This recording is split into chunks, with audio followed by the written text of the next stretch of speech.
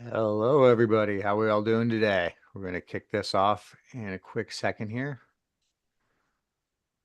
as more people come in. But hello, everybody. How are we all doing today? We're going to kick this off in a quick second here. Oh, echo. That's just because I set up the live stream. It was picking up the live stream. All right. Okay. Well, I'm going to go ahead and start this. I'd like to welcome you all. I'm Thomas Hall, Executive Director of Clean Start, and I'm glad that you're joining us today. For those of you that are new to us, Clean Start has been helping clean tech entrepreneurs and innovators bring their technologies to fruition right here in the Central Valley of California since 2005. What we do is we connect founders, builders, operators with the knowledge, relationships, and community they need to actually get things done in the space. And today's conversation is part of our Perspective webinar series, which is geared towards that. Practical, founder-friendly discussions focused on what actually matters when you're building a clean energy company. Now, I'd like to welcome our guest. So forests generate an enormous amount of biowaste, material that too often goes and becomes wildfire fuel or simply goes unused. Our guest today grew up close to forestry and saw its impact firsthand. And rather than accept it, he decided to do something about it. John is the founder and CEO of Forager Fuels, a clean tech startup turning bio waste into usable fuel. What I find especially compelling about John's approach is the discipline behind it. Instead of promising the moon, he's providing a solution that is smaller in scale, building on real evidence before scaling up.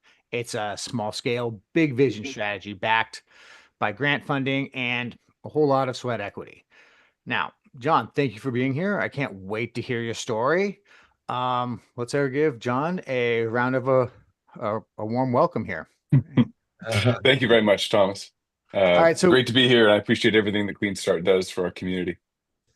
all right, now you grew up close to forestry. I heard you tell me that a couple times, but I wanted to wait to hear the story about, what was your experience growing up that inspired you to start and launch this company? Yeah, it took a while. I grew up in Arcata, California, on the very north coast. And I'm old enough to remember at least the end of the sort of the heyday of that timber country up there. And my parents worked in town. We had a house in town, but our family hobby was always cattle ranching and forestry. We had a couple hundred acres up in the hills. We'd spend all of our weekend times there. Um, and yeah, it provided both a place for us to learn cattle, but also what it takes to maintain a healthy and clean forest. And through that, we also, since we were off the grid, got quite a bit of exposure to alternative energy. We had a hydroelectric system, we had wind power, solar, of course, and a variety of other things. So that was sort of the nature of my upbringing. It really wasn't until the family relocated in 2016 out here that we really started to see the impact of wildfires and the relationship between forestry and wildfires. So I think that really kicked off a lot in my mind. Okay. So you probably didn't start with, I want to go and, fight forest fires because, you'd go and become a firefighter for that. But you had some experience developing and growing with companies before you got into this. What experiences did you kind of have that led you to think like, hey, I can go and make a company that can provide good to the rural community and make money? Well, I didn't know that for a long time. It took me, so my career was in startups and spent 12 years in San Francisco. My degree was a computer engineer, and I did some of that out of school. Then I got into like sales and sales leadership, really thinking that, man, if I got good at this, I could really apply this to any technology. And I did that for a while, and I got, head of sales positions and COO functions, and kind of created a niche for myself, taking new technologies to market. A lot of software, some AI, some agriculture tech.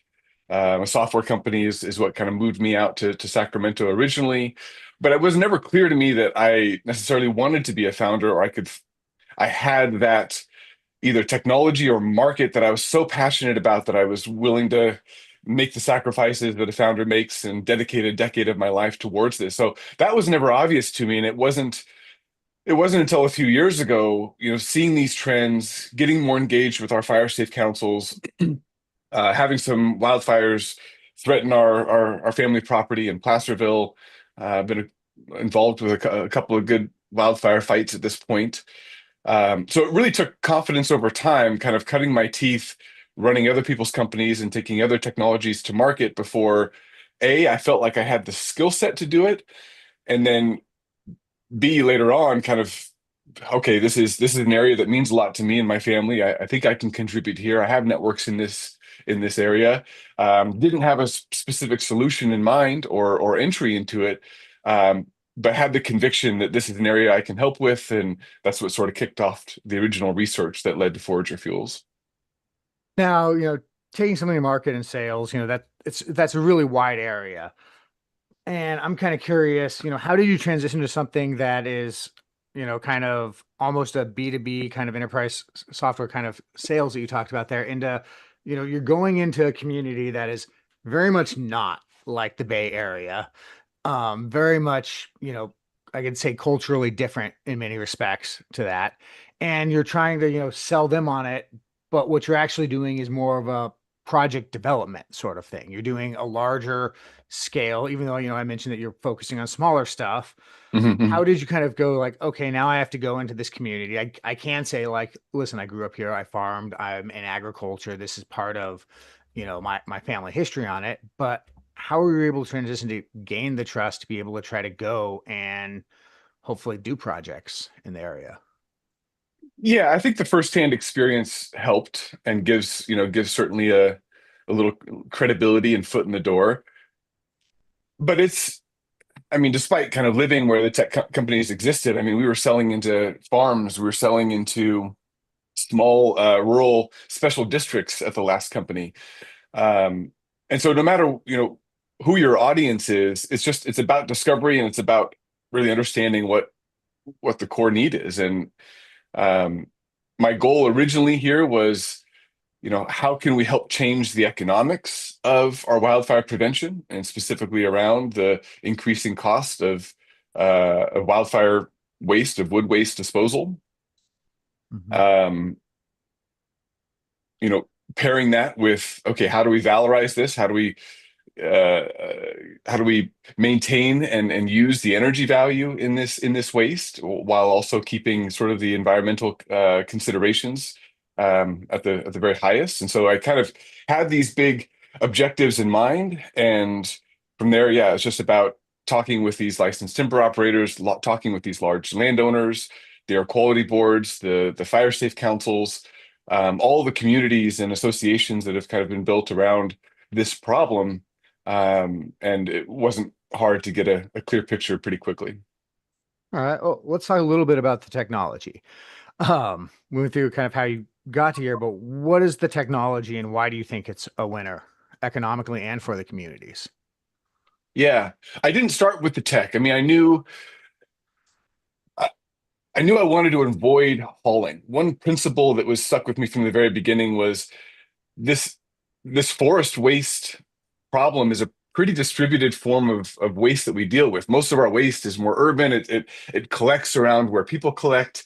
This forest waste, this abundance of fuel debt is a pretty distributed problem, and it just seemed to me that in every other example of industry and history, it didn't take long for us to figure out that problem needs a distributed solution. And so how can we save ourselves from hauling so much air and water mixed in with these wood chips around everywhere? And you know, that's an effort to avoid worse things like burning it out in the field, or the decomposition that can often cause more problems. So that's kind of what I focused in on, which created some boundaries for me. All right, there's only so much technology I can pack into something that can move to the source of wood. And that's, you guys had West Biofuels on. There's so many other companies that have done and are doing some incredible fixed facilities to start rebuilding our capacity here in California.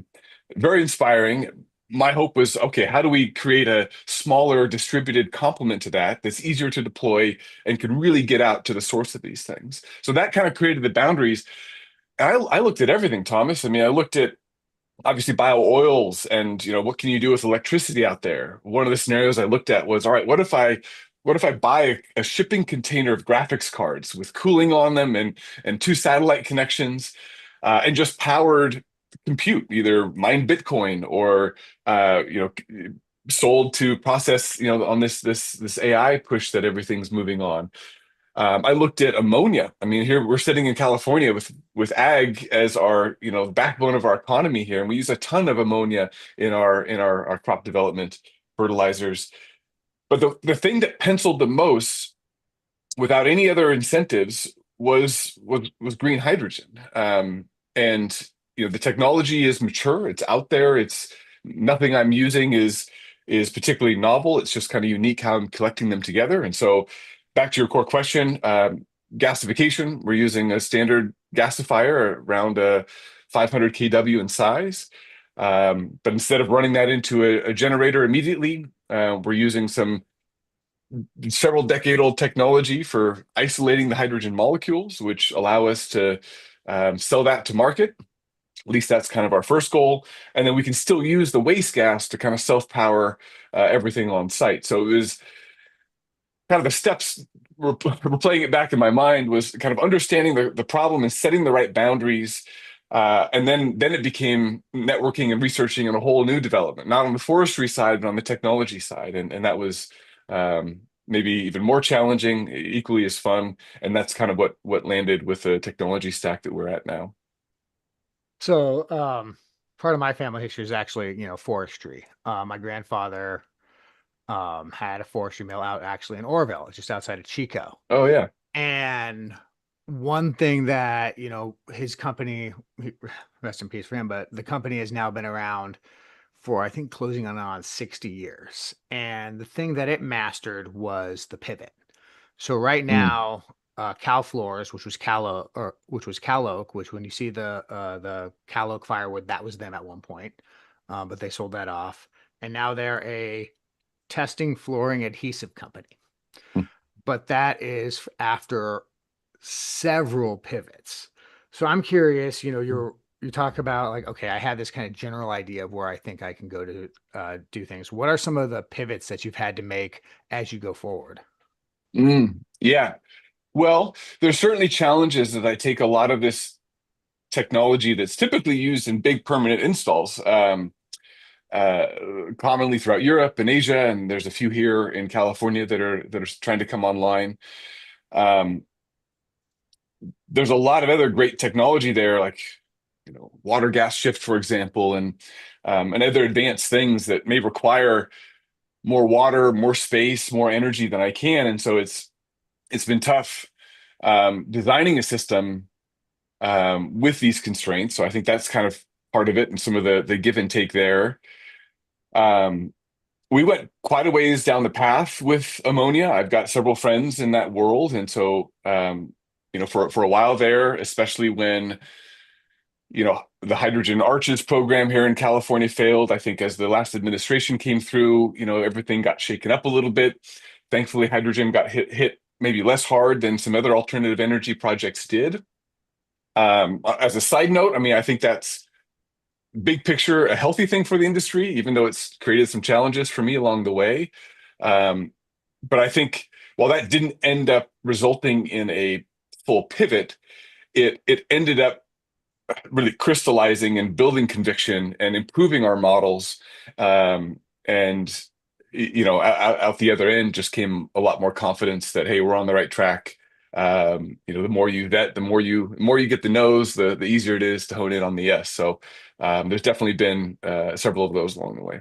So I know you've been moving at breakneck speeds. Where are you on your, I guess, quest towards revenue and profitability? Oh, I appreciate you saying that. It never feels like breakneck speed, but I mean that's one of our goals is to be able to move faster with a set of technology that costs single digit millions and not hundreds of millions like a big permanent facility would, and is faster to develop and faster to permit and very adaptable. So that's our goal. It doesn't always happen as fast as I hope. Um, yeah, so far we've won a couple of non-dilutive funding opportunities, which which has accelerated us quite a ways. Originally, I'd put some money into the business. One of my gasification partners out of state, we partnered on a grant in their state, which paid for the adaptation of one of their systems to kind of our needs in hydrogen. So originally, the system was a small gasifier running off of probably more of what would be in your your grandfather's facility, wood pellet chips, sawdust chip pellets. And so we adapted that to be a chip fed system, and we made some changes to the reactor to increase the hydrogen yield. And so at this point, we have it's roughly a 1/3 scale prototype of that core equipment, chips in one side, pure hydrogen, and biochar as a co-product out the other. And we're actually now able to run a variety of different tests on that for, feedstock variation and other things. In parallel with that, we've done some feasibility studies on the commercial scale version of all this. And of course, our continual testing keeps feeding that. We've got some provisional patents filed for kind of unique aspects of what we're doing. Permitting pathways, we've expanded the team. So all of that is progressing nicely. I've been working on some LCA analysis now.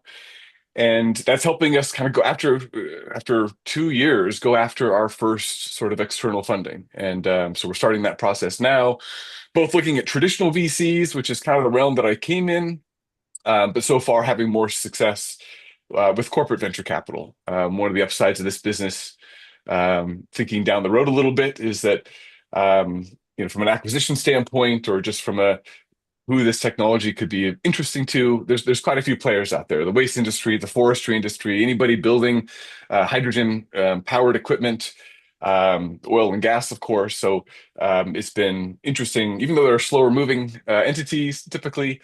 It's neat to talk to them because certainly there's obviously an ROI investment upside, but hopefully if we play it right, there's the real benefit to impact their core business as well. So I'm still early in that process. And of course, in parallel, we're continuing to go after grants. And this last year of really proving a proof of concept system, we're in a much better position to, running out of things to check off before it's ready to start building our commercial scale version of this technology. One thing for that I heard in there that I want to highlight to any entrepreneurs out there, especially ones in, I guess, the gasification industry, is that, you started small. You're working on a 1/3 scale of your already small system. And you went after grants and had partners that you test and validated things. Um, Remember, if you're starting something, I've seen several gasifying companies where they're like, okay, what do you need to bring to do this? And like, oh, I need to do full economies of scale. I need $50 million. And anyone can tell you out there, no one's going to give you $50 million for your idea that you saw at a UC. You've got to go out there and do all these small little incremental tests and build, your minimal viable product to validate that it works, which, I feel like you described pretty accurately what you're doing there of being able to get that minimally viable product. Now you can turn to, the market and say, hey, let's get a return on this together, invest in me so that we can make money and deliver these to the community out there on it. So I just wanted to highlight that for anyone who's thinking like, hey, I No, want to get into this, because I think that was it's a smart it's a thing. really powerful point, and I think I've grown appreciation from understanding why that ask is tough and may not make sense for either party involved. I mean, obviously from the investor, it's early from their standpoint. There's a ton of risk, and whenever there's a ton of risk in that big jump, and you're asking for a ton of money, you're going to have to give up a lot for that money. And I found myself in that position. I was originally a month or so ago when we started this, thinking, okay, I'm going to ask for more, kind of the everything possible scenario, and quickly realized that not only is that kind of a tough pill to swallow for the investors I'm talking to, I don't think it makes sense for us. I think I'd have to give up more of the company to get to that same milestone versus splitting it up, asking for, okay, what's just the next set of milestones I need? What is the core couple of pieces of technology to prove this out at the next scale, and not try to build the whole end-to-end system to start? And that allows me to keep de-risking and making it more and more attractive to other investors. Theoretically, give away less of the company in doing so, because the second or third tranche, is a lot less risks. The other piece for us, especially, and I think everybody probably in this any entrepreneur in this realm is it also gives us more time for non-dilutive funding. You know, I've never wanted the business to be solely focused on grants and the pace, because that's a much slower pace, and I am trying to move a little bit quicker. But that does at least keep that optionality open, where if we get a few hundred thousand, or if we get $1 million grant over the next couple of years, that can very much change our cap table and what our needs are. And I can only ask what I need to finish this project in a year or so, versus everything everything possible from the beginning. So anyway, I just wanted to add to that point a little bit. Oh, actually want to expand on that on the fundraising thing because, you're going out there and fundraising, and just so everyone know, when you hear someone that's raising like $50 million, the people that are investing them are probably expecting to get out before it's finished. Because they're looking at the next person. They're that small early stage stuff. But with something where you're producing hydrogen or we're dealing with forest waste, there is a ceiling on your return because you're dealing with a market commodity.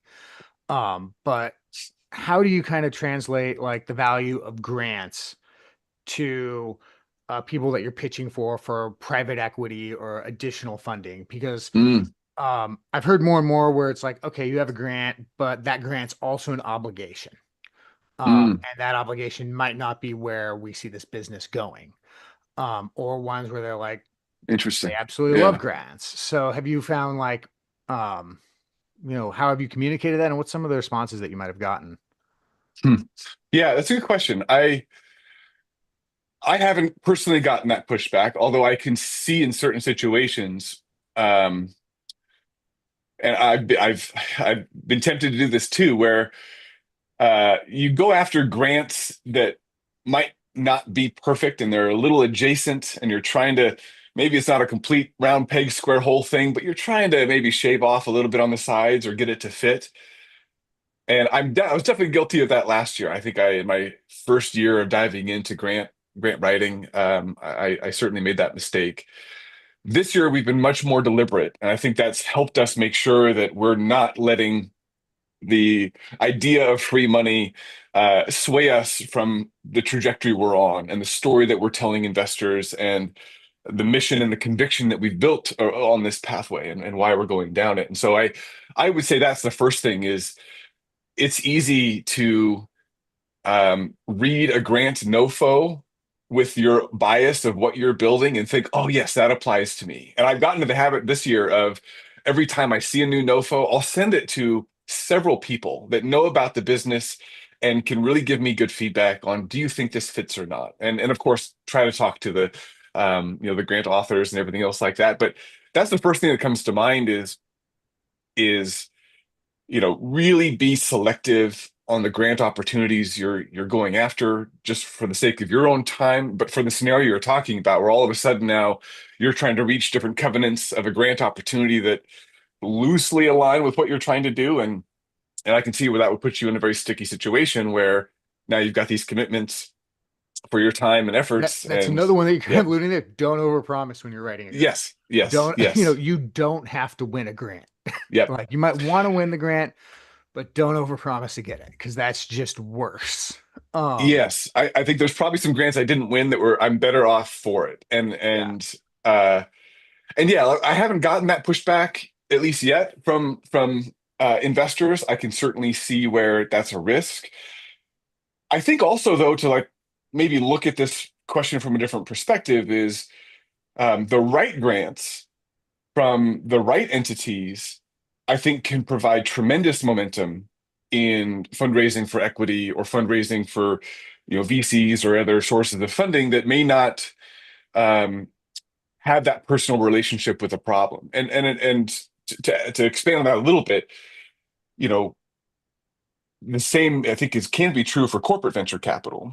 Mm. If I'm able to get a term sheet from a large player in the forestry space, um, the feedback I've gotten from VCs is, hey, that would be a great indicator. That would be a great sign for us to pay more attention. That would be a great sign that, okay, he is solving, he's getting traction from somebody that not only sees the return on investment, but sees the benefit in their industry, the industry that we're going after. And I think the grants can do the same thing from the So, from the right people. so have you, what agency, what grant? or have you had one that you're like, this was the right one and perfect fit? So far, so I mentioned the out-of-state grant that kind of built our proof of concept system. The other one was less of a grant, more of a circular economy pitch competition that we won. That was put on by Wes Placer. The Carlson Center put Yes, collaborating with yes, West yes, yes. Placer Waste Collaboration Management between it's Circular yes, Economy. Carlson Center and the West Placer Waste Management Authority. If you're Circular curious about economy that, someone can pitch. check it out on Clean Start's blog. Oh yeah, yeah, yeah. Oh, that's right. I saw it on there. Incredible program. Great people from both entities.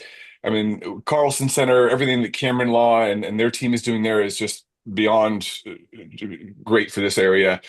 And I got to tour the West Placer. I mean, I had no idea what a advanced facility we have in our backyard here, and how much green waste and forest waste they deal with.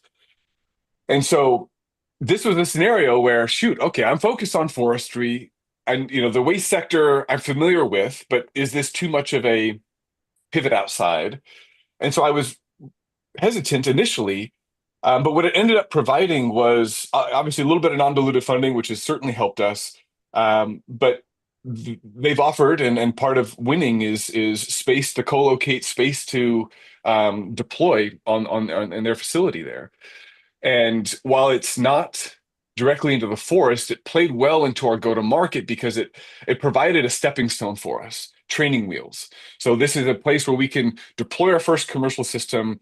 We don't have to be in the middle of the forest. We don't have to be away from utilities if we need them, parts. Everything doesn't need to be hauled across dirt roads in the middle of nowhere. So we can still use green waste. We can still use forestry waste specifically, help solve a challenge for them. Sometimes they're hauling stuff to Oregon because they can't process all of that waste now. And so it just became a good fit for us, and something that actually added to our, everybody's got that like go to market slide, your, concentric circles with your TAM, SAM, SOM kind of thing. Well, it helped us, you know, expand beyond just forestry and say, hey, there is municipal waste and there is this agriculture market, and while our focus for several good reasons is on forestry, this sort of portable technology can play very nicely in these other markets as well. Well, it sounds like you're on my grandfather's path. 40 years from now, you'll be doing flooring. Um, Oh man, if I could only be so lucky. That sounds great. I know Gary always has a good question. Gary, anything on your mind? Yeah, 100 things. Let's see. We'll keep you here to about noon. Um, First of all, I just want to emphasize the significance of one of the things you said early on. You said it's all about understanding customer need, and you spent a lot of time talking with people trying to understand what their needs were. How many people did you talk to? How long? I'm sure that process is still going on, but that's a huge insight for people because most people start with the tech, and that Mhm. leads you down to a number of cul-de-sacs. Um, Yeah. how did that process evolve with you? Well, it was inspired by something I learned a long time ago. It kind of flipped the go-to-market on my head. Everybody, you hit the nail on the head there. The traditional thing is like first come up with an MVP, a minimum viable product. Right. And uh, I was introduced to this concept of like minimum viable audience, like flipping that on its head, where it's like first you find your audience, you find your MVA, and you get to know them extremely, extremely well. And that helps obviously create a picture of what maybe your MVP would look like. And then you can start figuring out, all right, what is my minimum viable team to get there? But that's just another way of saying exactly what you just did, Gary. And to your core question, gosh, how many did I talk to? I mean, I had different categories, right? You have ultimately, I just say like my category of what I would call like the landowners or the entities that are really owning this problem. And so this might be the Forest Service and BLM. This might be Sierra Pacific, one of the largest private landowners, or Weyerhaeuser, one of these huge, large landowners. Also, utilities. The line clearing industry is absolutely enormous. And we all know who got, who the liability for Paradise and so many other things fell under. So I also put these large utilities, SMUD's right in there in this same category. I mean, SMUD's got, these what is it, the water and power access they've got in the foothills. So they've got their own line clearing going on. They also are based in this city of trees. Uh, Tree work and utilities are hand in hand, let alone cell towers and all the other infrastructure out there, right? But I'd say all of those were in one category, the category that I think really owns the problem. So it was very important for me to talk to as many of them as I could and understand, what is the risk? What happens if they, if they don't comply, or if they don't build these breaks, or SPI. I mean, I learned from them that they don't do pile burns anymore. It's just not worth their risk. They saw paradise. They saw these things. They have different solutions now, and so that was very important. And then the second tier was talking to, okay, who are the people doing this work? The LTOs, these operators, and there's some huge ones. There's some very small ones.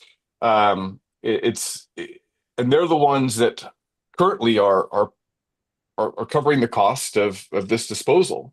The other trend that I saw from everybody was this trend that, like, when we talk about fuel reduction work, more and more we mean it. Just masticating and leaving that fuel on the ground is, it's a step in the right direction, but you still got fuel there that's going to decompose and create methane, and you still, it's a better condition, but that's still a fire risk.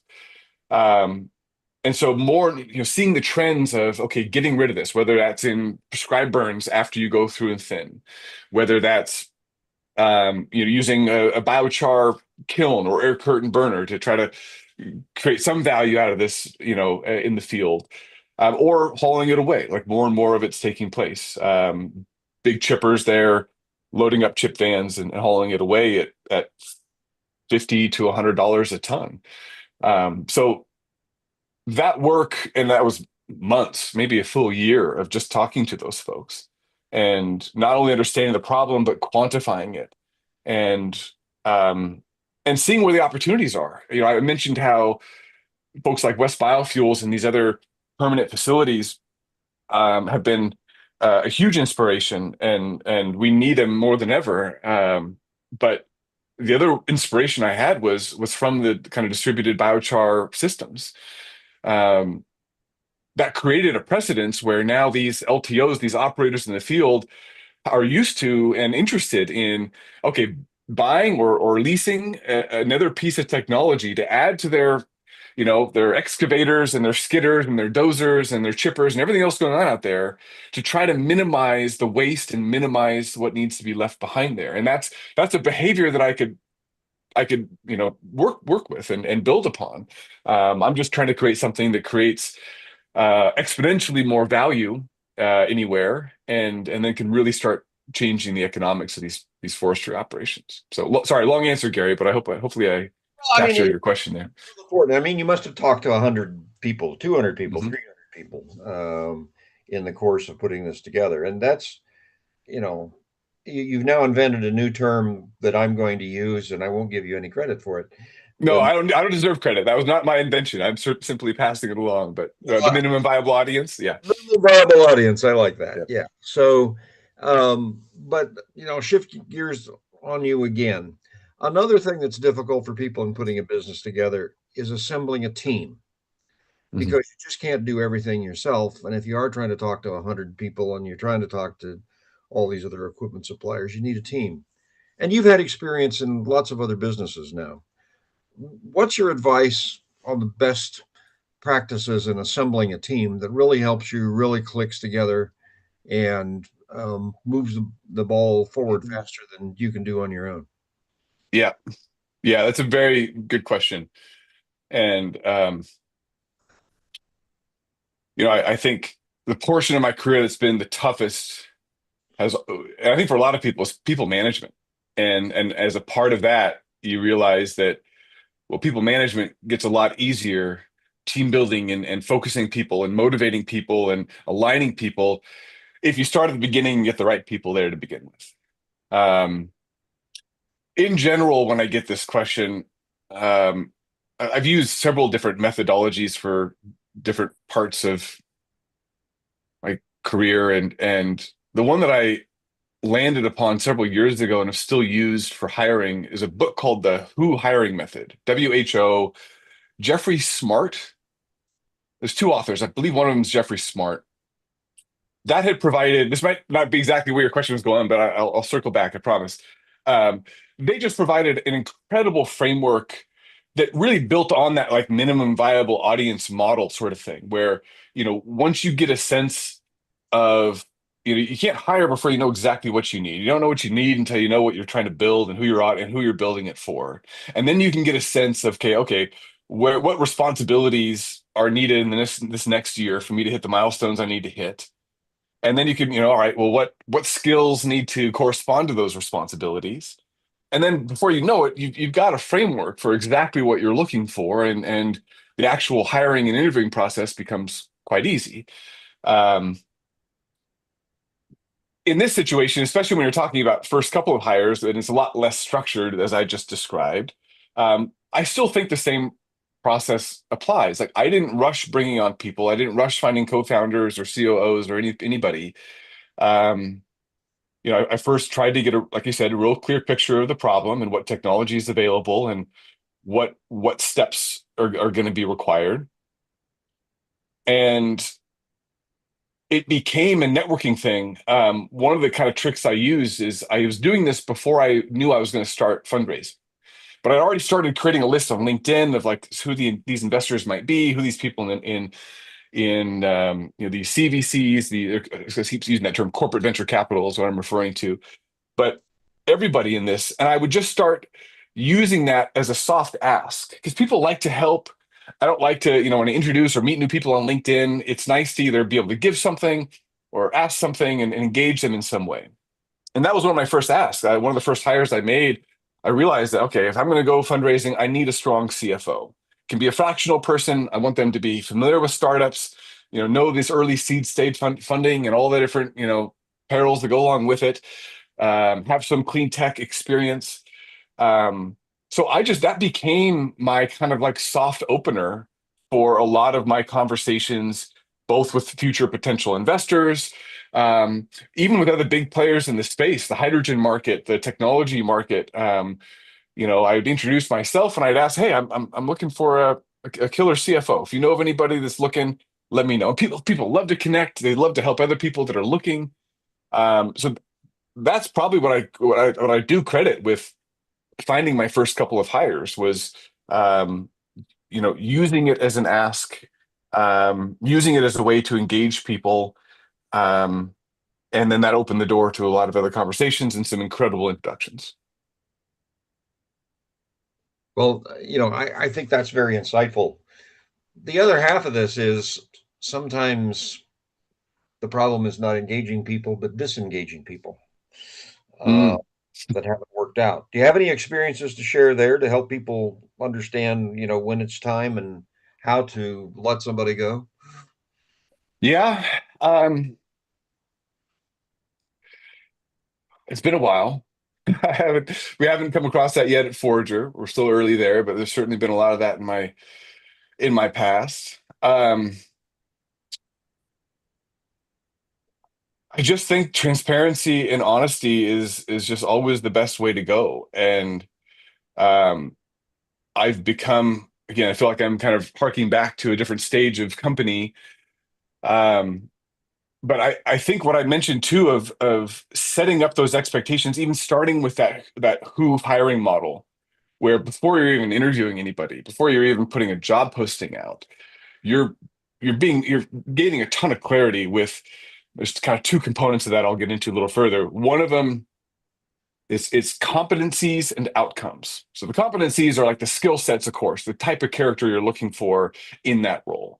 And the Mhm. outcomes are like what needs to be produced for this role, a year or 2 years from now to look back and say, all right, this was a win. We need to look back and say they did this, this, and this, and this. And it sounds like, and it is, a ton of upfront homework. It's a lot of overhead upfront before you hire and before you do all this other work. But what that does is, just like I did, create just like I mentioned, a set of guidelines for who to hire and how. It continues beyond that. Now you've already set the expectations, maybe for the first year or more for this role. Those have been communicated to the new hire. In that case, I asked them, what does your onboarding look like? We've got 3 months now. We will dedicate whatever resources you want to help you set you up in 3 months to hit those goals in the next year or so. And so from the very beginning, there's no mystery on the type of person we hired and what they're expected to do. And and they're even involved in what they need to become successful in this role. And so now you've got all this upfront work that has put you in a position to just execute. And the conversation then is way different when there becomes a delta in what was expected and what was delivered. And that's where you can then, easily introduce PIPs, performance improvement plans, or whatever acronym or whatever, each company calls it. Some of it gets too corporate. But at the end of the day, that's incredible mechanism where it's like you're now teamed up with this individual and you say, hey, like, I got to look out for the business. If we don't make this work, I'll help you find another role. I'll help you. I mean, we're in this together. Nobody's going to leave anybody, out to dry here, but we've got a delta. And so let's put our heads back together and let's figure out how to close this gap, or, we'll find a better fit. And so I think it's funny. It's almost the same answer. It's like that pre-work makes it everything easier down the line. Well, I think that's a great answer. Just a anecdote on my part. I knew I had a problem, hired a guy for sales, looked like a champion, all-star, had all the right frameworks and everything like that. But damn, every conversation I had with him started with, when am I going to get a company car? And it's like, Yeah. startup, we'll pay your expenses, being are not getting a company car. And that became sort of the hallmark of, I think we have a problem.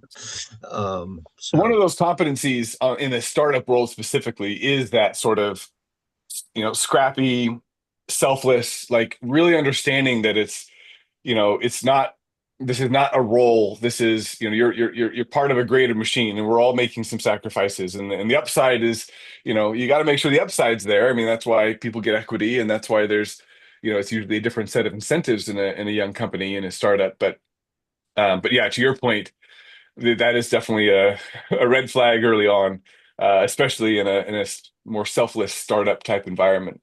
yeah, no, it's a good one. Thomas, let's see what questions came in on chat, or Yeah, if we you got a want to. question from the audience from Jeremy.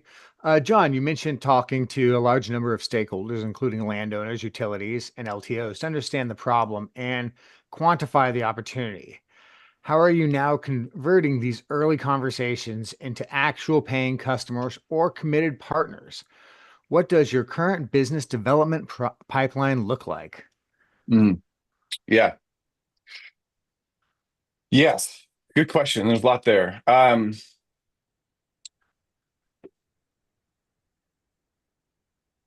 One of the most powerful tools for me so far has been letters of support, letters of commitment, MOUs.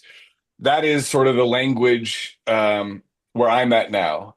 I don't have a technology, I don't have a commercial technology yet. I'm not in a position to ask for hard commit contracts. Someday we'll get there, but it's all just, all right, what are the incremental things to get there? And similar to our investor conversation, it's how are we de-risking and getting ahead of and solving little objections and worries and concerns along the way. And on the flip side of that, continuing to learn more and more about how this needs to be, built to be kind of the perfect fit.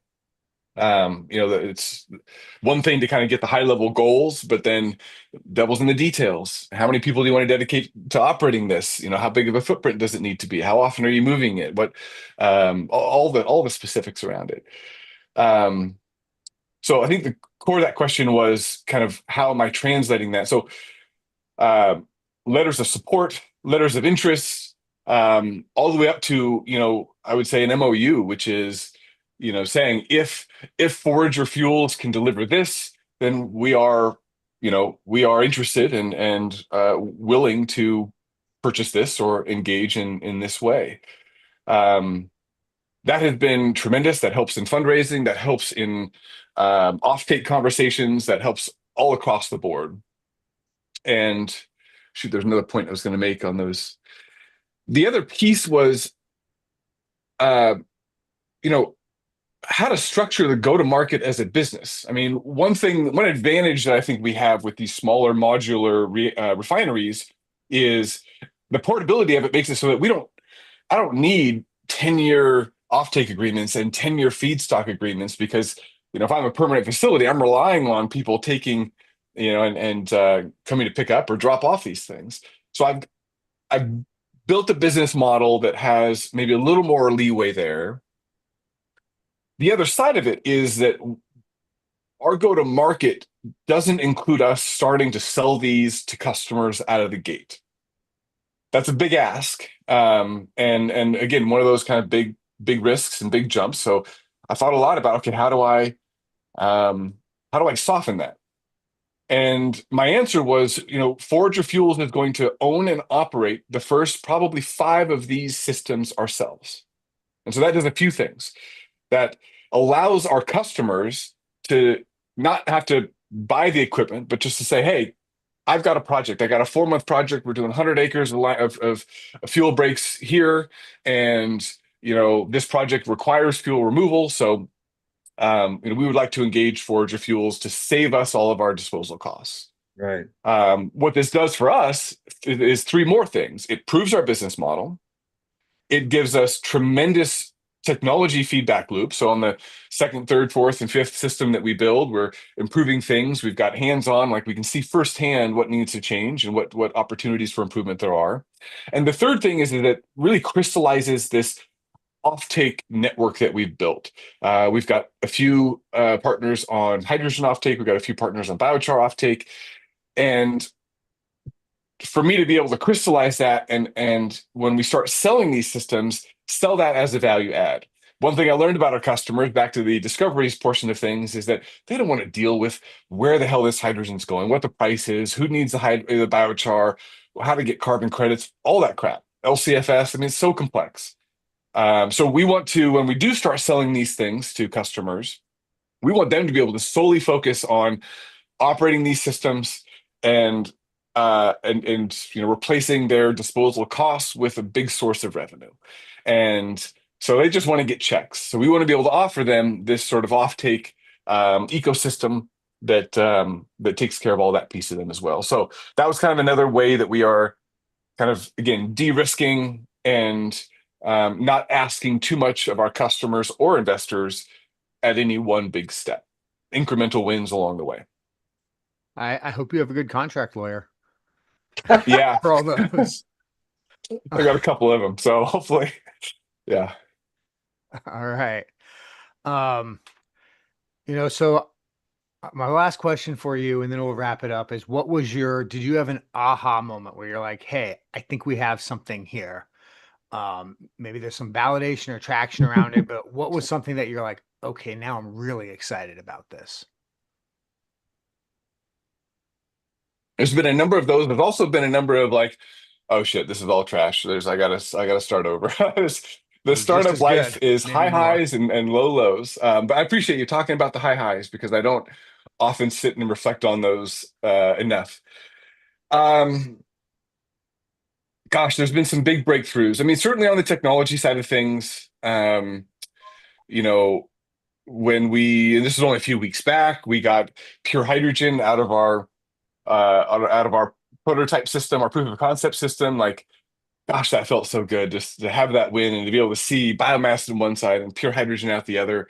Obviously, more to test and beat up there, but that was a tremendous win. I think too, talking to a lot of these big entities. I mean, whether it's the forestry companies or these big utilities. There was a quote I got from some of the right people, a very large utility, um, and they're just so excited about it. And they're like, yes, this is it. Like this would, if you could make this happen, this would be kind of the perfect problem to our solution. This will be the quote blue sky option for all the biomass waste that we create. And so it's little wins like that from technology partners that are like, oh, okay, this is a new approach. This is worth trying. And others along the way, I think have been very encouraging. You know what? I think that's a great high note to leave it on. Um, I wanna I wanna thank you. It's been fantastic. Everyone, please give a round of applause for John joining us That's all today. right. I It really stays appreciate with the me the time. fact that you practically approached this. You really thought it through, and it sounds like you were able to leverage the community as well, connecting with the Carlson Center to go and win that sustainable or circular economies grant. It's good to see companies growing and delivering here.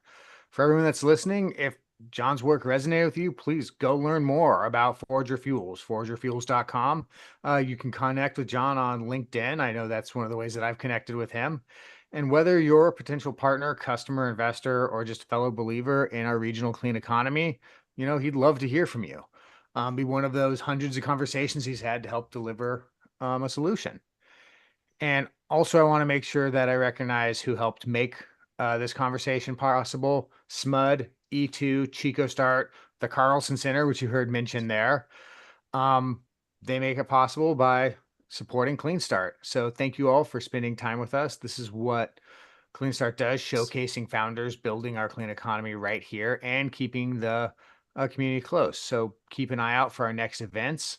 Some of those that are coming up are our Power Series. If you're curious about fundraising grants, we're going to have a discussion on raising capital on September 17th, but we'll be kicking it off with your value proposition next week. So please make sure that you go and check us on our Luma, our website, and on LinkedIn for our classes. Thank you for joining us. Can't wait to see you guys next time, and have a great day. Thank you, everybody. Thanks, All right. everybody. Thanks, John. I think Thomas, Gary, really appreciate your time. Great Yeah, to be here. absolutely. So we'll be looking forward to Forager flooring in your future. Okay, I like that. Well, I appreciate A what you said, competitor. calling for Yeah. help. I need all the help